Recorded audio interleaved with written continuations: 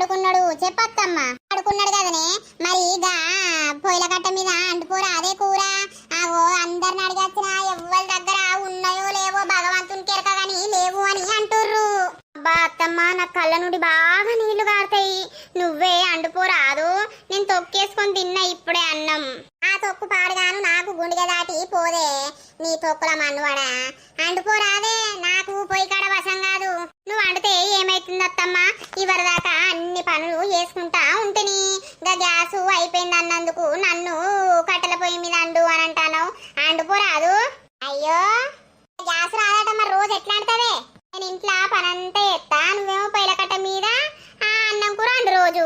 అబ్బో దీని తెలివి పాడుగాను, ఇది నాకే అంట పెడుతుంది కదా పొయ్యి పని. నేను అండుతా తింటే తినుర్రి లేకపోతే లేదు.